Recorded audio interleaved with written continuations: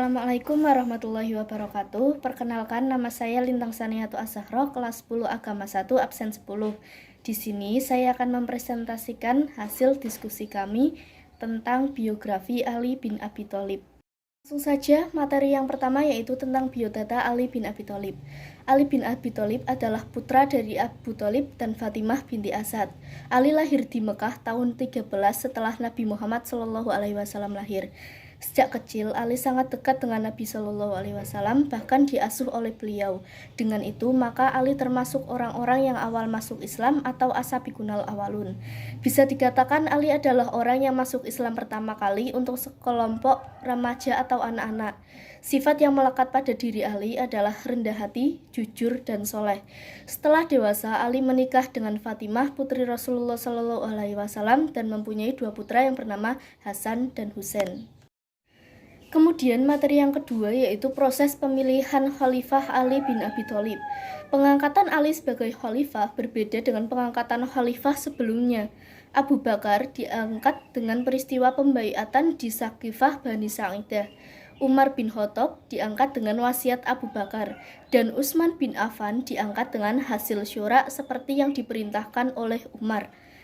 Setelah Utsman bin Affan, Khalifah ketiga, terbunuh oleh para pemberontak, situasi politik sangat rawan.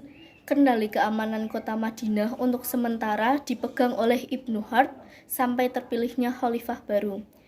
Segera setelah wafatnya Utsman, kaum muslimin meminta kesediaan Ali untuk dibaiat menjadi khalifah. Pada awalnya Ali menolak pembaiatan itu. Namun kaum muslimin terus mendesaknya karena menganggap tidak ada lagi yang lebih tepat menjadi khalifah selain beliau. Setelah Ali akhirnya menerima, segenap kaum muslimin beramai-ramai membaiat Ali bin Abi Thalib sebagai khalifah. Selanjutnya materi yang ketiga, yaitu prestasi yang diraih Ali bin Abi Thalib selama menjadi khalifah. Prestasi yang diraih Khalifah Ali bin Abi Thalib antara lain sebagai berikut. Yang pertama, mengganti pejabat yang kurang cakap. Khalifah Ali bin Abi Thalib adalah pencetus pembentukan sebuah pemerintahan yang efektif dan efisien. Salah satu yang beliau lakukan adalah mengganti para pejabat yang kurang menunjukkan prestasi dalam bekerja. Kebanyakan pejabat yang diganti adalah mereka yang berasal dari keluarga Khalifah Utsman bin Affan atau Bani Umayyah yang mungkin masih kecewa dengan keputusan sebagian kaum muslimin yang mengangkat Ali bin Abi Thalib menjadi khalifah. Hal itu yang membuat kebencian terhadap Ali bin Abi Thalib bertambah.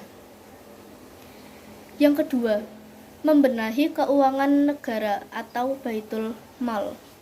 Langkah awal pembenahan keuangan negara ini dilakukan oleh Khalifah Ali bin Abi Thalib dengan menyita harta hasil korupsi dari para pejabat kemudian memecatnya.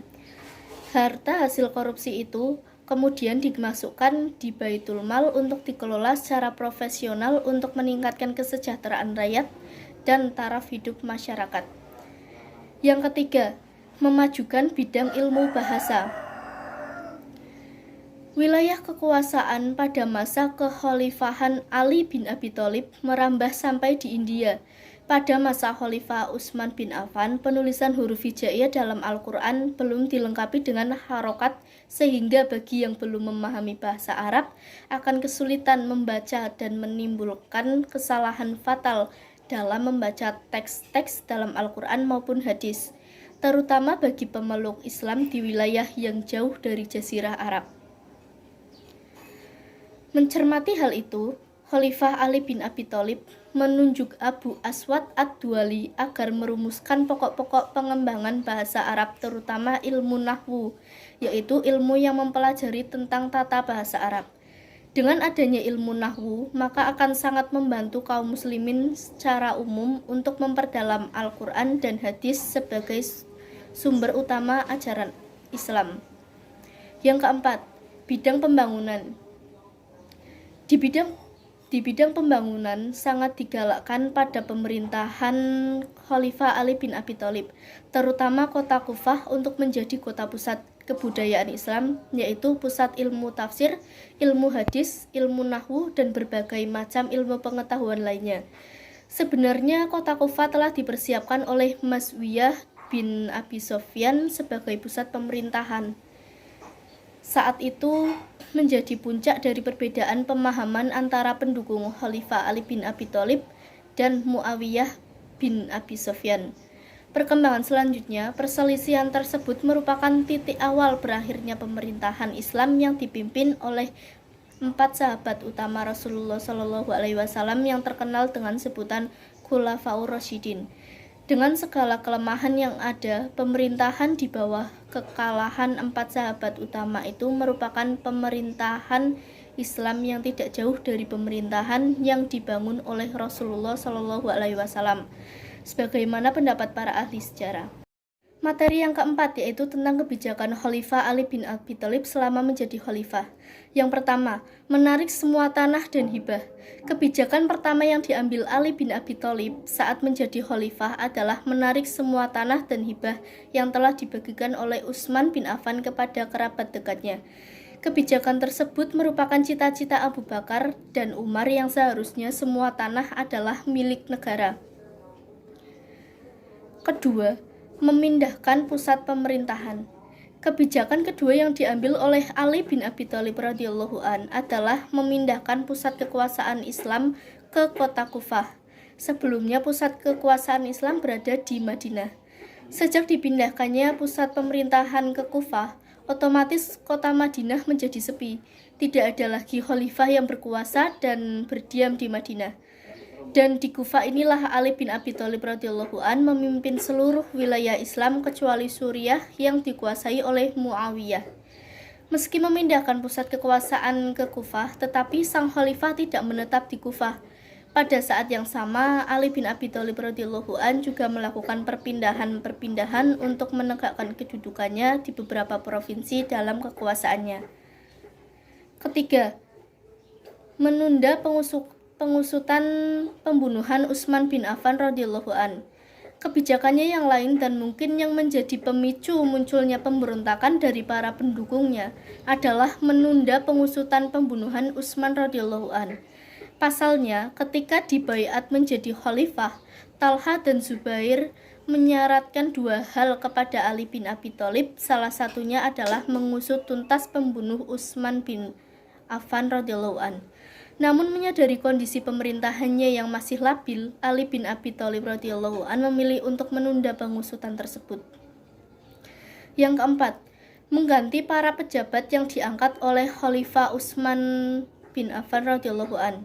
Kebijakan lainnya yang dilakukan oleh Ali bin Abi Thalib adalah mengganti pejabat termasuk gubernur yang diangkat oleh Utsman bin Affan radhiyallahu an. Para gubernur yang diangkat Utsman itu juga tidak disukai oleh masyarakat, sehingga menjadi salah satu alasan bagi Ali untuk menggantinya dengan gubernur baru. Selain itu, berdasarkan pengamatan Ali bin Abi Thalib radhiyallahu an, mereka adalah penyebab timbulnya berbagai gerakan pemberontakan terhadap pemerintahan Khalifah Utsman bin Affan radhiyallahu an. Adapun para gubernur baru yang diangkat Khalifah Ali bin Abi Thalib radhiyallahu an sebagai pengganti gubernur lama adalah Sahl bin Hanif sebagai gubernur Suriah, Utsman bin Hanif sebagai gubernur Basrah, Qais bin Sa'ad sebagai gubernur Mesir, Umrah bin Syihab sebagai gubernur Kufah, dan Ubaidah bin Abbas sebagai gubernur Yaman. Kelima, memberi tunjangan. Untuk mensejahterakan rakyatnya, Khalifah Ali bin Abi Thalib radhiyallahu an membuat suatu kebijakan dahsyat, yaitu memberi tunjangan kepada kaum muslimin tanpa melihat apakah masuk Islam dahulu atau belakangan. Tunjangan itu pun diambil dari Baitul Mal. Selanjutnya materi yang kelima yaitu tentang jasa dan peninggalan Khalifah Ali bin Abi Thalib. Yang pertama, di bidang pemerintahan meliputi 1. Menerapkan sistem pemerintahan yang efektif dan efisien. 2. Mengembalikan tanah milik negara dan harta Baitul Mal yang diambil dengan cara tidak benar. Yang kedua, di bidang politik militer. Ali bin Abi Thalib adalah seorang yang ahli dalam strategi perang, penasehat yang bijaksana, penegak hukum yang adil, berbudi luhur baik kepada kawan maupun lawan. Yang ketiga, yaitu bidang ilmu bahasa. Khalifah Ali bin Abi Thalib menunjuk Abu Aswad Ad-Duwali untuk menyusun kaidah atau pokok-pokok ilmu nahwu sehingga kaum muslimin yang berasal dari luar Arab dapat membaca, memahami, dan memperdalam Al-Quran dan hadis. Yang keempat, bidang pembangunan. Khalifah Ali bin Abi Thalib membangun kota Kufah yang rencananya akan dijadikan pusat pemerintahan oleh Muawiyah bin Abu Sufyan. Dengan begitu, beliau selalu dekat dengan orang-orang yang selalu menentangnya. Materi yang terakhir yaitu wafatnya Ali bin Abi Thalib.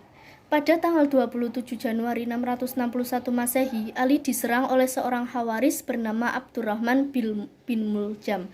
Penyerangan itu mengakibatkan Ali bin Abi Thalib terluka yang disebabkan oleh pedang yang diracuni Abdurrahman bin Muljam saat sedang bersujud ketika sholat subuh di Masjid Agung Kufah. Ali wafat 2 hari kemudian, tepatnya pada tanggal 29 Januari 661 Masehi atau 21 Ramadan 40 Hijriah. Penjelasan dari saya, kurang lebihnya mohon maaf. Wassalamualaikum warahmatullahi wabarakatuh.